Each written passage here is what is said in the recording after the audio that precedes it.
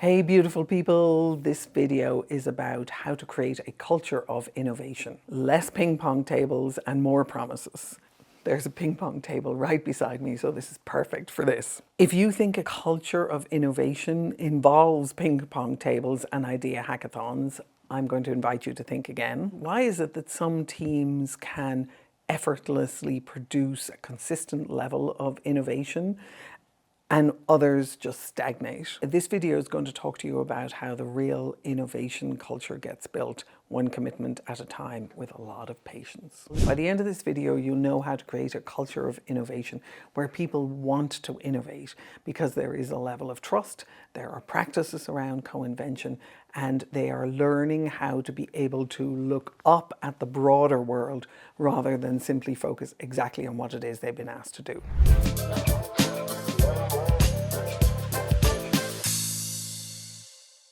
Innovation isn't really a personality trait.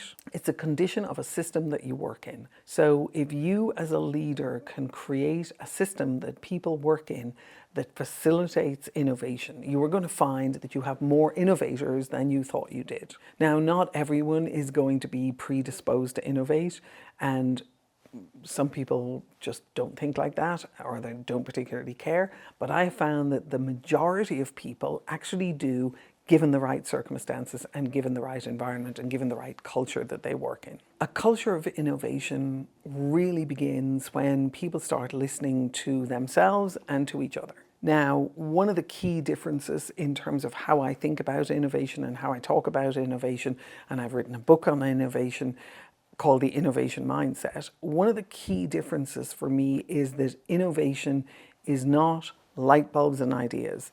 Innovation is a lot more than that. It is a practice. Once you know it's a practice, that should give you an enormous amount of hope, because it means that you can bring that practice into your organization. There are lots of circumstances where great ideas, people have fantastic ideas, and there are more ideas out there looking for funding than we could possibly even count.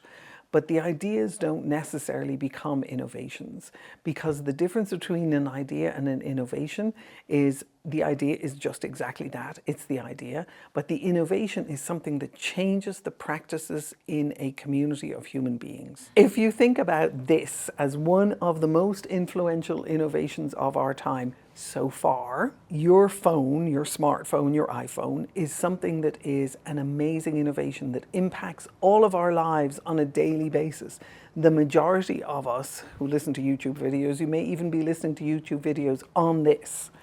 But what we see in the process is that that innovation changed our practices as a community of people. We connect with each other differently. We engage, we talk, we communicate, we text, we research, we analyze, we book, we buy.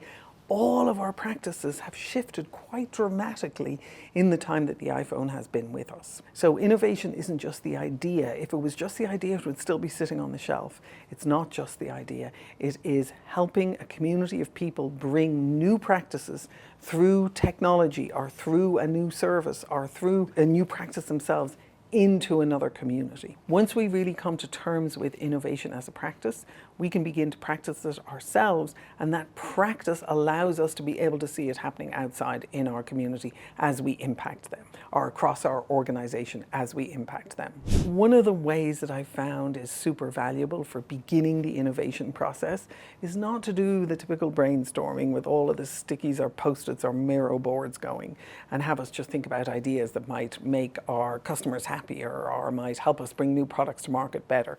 Is to really ask, what are we pretending is working that is actually not working? I start with helping people be able to confront and listen to what's not working. The power of that is that we begin to build a foundation that will allow us to build trust, learn how to coordinate with each other, understand what our breakdowns are, and build our capacity to be able to use that as a platform for greater innovation together. Because remember, innovation is a practice. It's a practice that human beings do together with each other, and hopefully AI will be part of those teams at different times in the future. But it allows us to be able to work together in a way that creates more value for others. That can be incremental innovation, it can be moonshot innovation. But what we do is we start with an understanding of innovation as a practice. As you look to build a culture of innovation, trust is one of the absolutely key elements of creating a culture where innovation is likely to thrive. If I stick my neck out and I do something unusual, I come up with an unusual idea, I make a powerful offer, I do something above and beyond my job description, and I get punished for it, I am going to shut down and no innovation is going to come from me. I'm going to do what I'm told. If you can create an environment where you recognize trust as an absolutely key element to your foundation for innovation, and you can do that through having the conversations that I talk about in multiple other videos that allow you to be able to make offers, identify a customer that you're committed to delivering value for, have a conversation with them around your relationship as customer and performer, deliver some real work for them that is of value to them, and make sure that they're satisfied and you understand what it's going to take to satisfy them. That loop, that cycle, as you go through it, it consistently builds trust over time.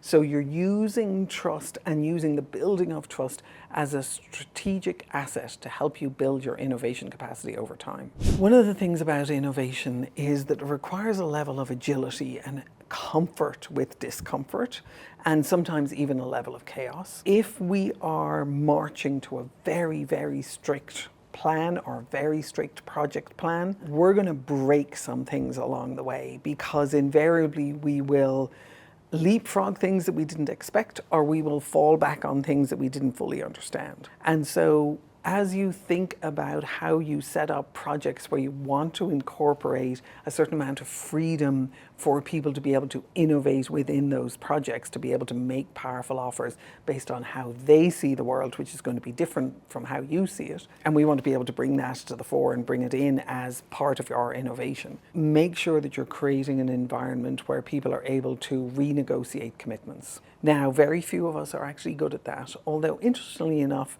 4-year-olds are really great at it.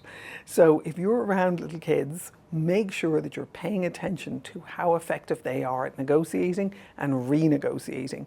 And if it's coming close to bedtime and you promise them a story and they don't want to have to go to bed, they get even better at it. So one of the things I'd really encourage you to look at is who are the people around you who are good at negotiating and renegotiating, and help your team build that as a practice, because that gives us the freedom to be able to start thinking for ourselves and to be able to start thinking in terms of innovations that we want to be able to bring to the team. When you think of innovation as a practice, you give yourself permission to be able to understand that you have to start small, that innovation is something that you're going to get progressively better at over time if you practice it, that innovation is something that if you create the optimal environment with the right structures in place and the right practices in place, innovation itself will begin to emerge powerfully.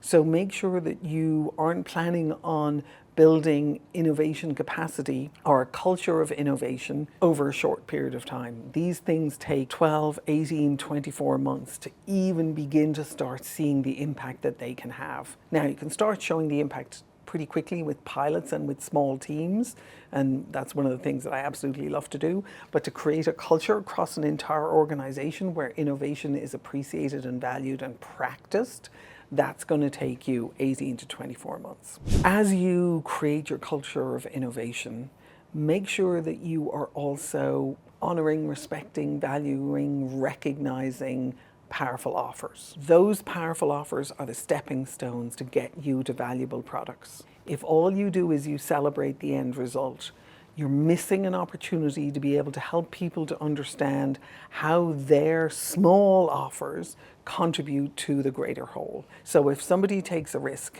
and they put forward something that they want to do, they put forward an idea about how to do things differently, not how to solve the global problem, but how to do things differently, and you give them permission to go and explore that, and that comes back as something that's incorporated into what it is that you're doing, that offer that they made needs to be celebrated, because you want to continue to encourage people to bubble up those offers and understand how to create value inside the culture that you're looking to build. There's a notion of the ecology of innovation. So think of it like all of the elements that need to come together, the structural elements that need to come together to be able to create the practice of innovation inside your company and a culture of innovation inside your company as a whole. And one of those is absolutely to be able to give people time to think. And that was why the ping pong tables have been thought of as something that would allow for that to happen. I find that somewhat problematic and a little bit unintentional. I think a lot of the companies that have put in ping pong tables have discovered that over the years. But there is truly an opportunity to be able to create space for innovation.